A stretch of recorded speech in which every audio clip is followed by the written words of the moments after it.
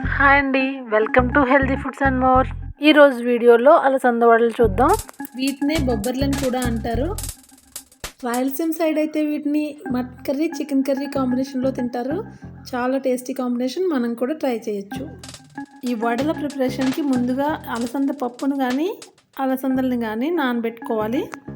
రెండింట్లో ఏది తీసుకున్నా టేస్ట్లో డిఫరెన్స్ ఏమి ఉండదండి. ఏది అవైలబుల్గా ఉంటే తీసుకోవచ్చు. ఒకసారి లాస్ట్ వీడియోకి వెళ్తే నేను అడిగిన క్వశ్చన్కి నేను అనుకున్నట్టే చాలామంది కరెక్ట్ ఆన్సర్ ఇచ్చారండి. కొంతమంది మాత్రం మే అన్నారు. కరెక్ట్ ఆన్సర్ బబ్లు అండి. ఎలా అంటే బబ్లు వాళ్ళ అమ్మకి 5 కొడుకులు అన్నాను, 4 పేర్లు చెప్పేశాను. ఇక మిగిలింది బబ్లుయే కదండి. So correct answer Bablu. ఇక నుంచి ప్రతి వీడియోలోని ఒక క్వశ్చన్ అడుగుతాను, తప్పకుండా ఆన్సర్ చేయడానికి ట్రై చేయండి.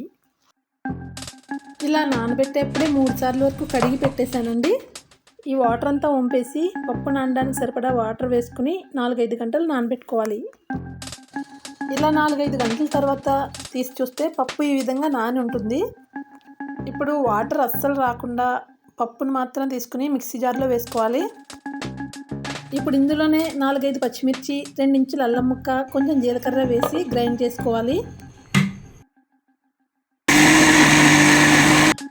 ఇలా గ్రైండ్ చేసుకునేప్పుడు మరీ గట్టిగా ఉందనిపిస్తే కొంచెం వాటర్ వేసి పల్సిస్తూ గ్రైండ్ చేసుకోండి.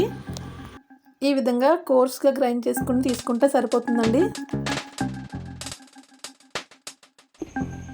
మిగిలిన పప్పును కూడా ఇదే విధంగా గ్రైండ్ చేసుకుని తీసుకోవాలి. ఇప్పుడు డీప్ ఫ్రైకి ఆయిల్ పెట్టుకొని సన్నగా తరిగిన ఉల్లిపాయ ముక్కలు, కొత్తిమీర, అలాగే రుచికి సరిపడా సాల్ట్ వేసుకోవాలి. ఇప్పుడు ఇందులోనే మీరు తినగలిగేంత కారం వేసుకుని 1 స్పూన్ మసాలా పొడి వేసి కలుపుకోండి. పర్లేదు, కారం తినగలం అనుకుంటే పచ్చిమిర్చి, అల్లం ముక్కలు కూడా వేసుకోవచ్చండి, టేస్ట్ బాగుంటుంది. నేను గ్రైండ్ చేసేటప్పుడు వేసాను కదా, ఇంకా వేయట్లేదు. ఇప్పుడు ఈ గ్రైండ్ చేసిన పిండి అంతా తీసుకొని వచ్చి బాగా కలపాలి. ఒకసారి సాల్ట్ చెక్ చేసుకుని అవసరమైతే వేసుకుని ఈ విధంగా రెడీ చేసి పెట్టుకోండి. ఇప్పుడు చేయగలను అనుకుంటే ఇలా చిన్న చిన్న ముద్ద తీసుకుని చేత్తోనే ఒత్తుకుంటూ ఆయిల్లో వేసేసుకోవచ్చు.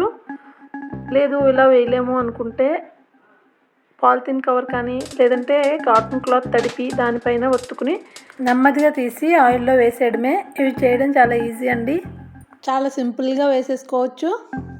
ఆయిల్ బాగా వేడైన తర్వాత వడల్ని వేసుకుని మంటను మీడియం ఫ్లేమ్లోకి మాత్రం అడ్జస్ట్ చేసుకోండి, లేదంటే పైనంతా వేగిపోయి లోపల వేగకుండా ఉంటాయి. అలా కాకుండా ఫ్లేమ్ని అడ్జస్ట్ చేసుకుంటూ లోపల వరకు బాగా వేగేలాగా నెమ్మదిగా వేయించుకుంటే తినడానికి ఎంతో బాగుంటాయి. అందరూ తప్పకుండా ట్రై చేయొచ్చండి, మంచి టేస్టీ రెసిపీ ఇది. డీప్ ఫ్రై చేస్తే దీనిలో ఉండే పోషకాలని కోల్పోతాం అనుకునే వాళ్ళు అలసందల్ని బాయిల్ చేసి సాల్ట్, పెప్పర్, లెమన్ వేసుకుని తినొచ్చు. ఇలా కూడా బాగుంటాయి. వీటినే గుగ్గిళ్ళు అంటారు, మీలో చాలామందికి తెలిసే ఉండొచ్చు. వడల్ని ఫ్రై చేసేసుకుని మళ్ళీ మనం క్వశ్చన్ దగ్గరికి వద్దామండి. ఈ విధంగా ఫ్రై చేసుకున్న వడల్ని ముందుగా టిష్యూ పేపర్ ఉన్న ప్లేట్లోకి తీసుకుని తర్వాత సర్వింగ్ ప్లేట్లోకి ట్రాన్స్ఫర్ చేసుకోవాలి. ఇలా చేయడం వలన ఎక్స్ట్రా ఆయిల్ ఏమైనా వచ్చిందనుకుంటే దాన్ని ఎంత టిష్యూ పేపర్ అబ్జర్వ్ చేసేసుకుంటుంది. ఇప్పుడు మన సూపర్ టేస్టీ వడలు రెడీ. చూడ్డానికి భలే ఉన్నాయి కదా, తినడానికి కూడా కరకరలాడుతూ చాలా బాగుంటాయి. నేనైతే హోమ్మేడ్ టమాటో సాస్తో తిన్నానండి. టేస్ట్ అయితే అద్దరిపోయింది. మీరంతా తప్పకుండా ట్రై చేసి నచ్చితే లైక్ చేసి, షేర్ చేసి, కామెంట్ చేయండి. ఇక ఈ వీడియోలో క్వశ్చన్ ఏంటంటే 8 days ఎవరైనా పడుకోకుండా ఉండగలరా? ఆన్సర్ చెప్పడానికి అందరూ ట్రై చేయండి. Thank you.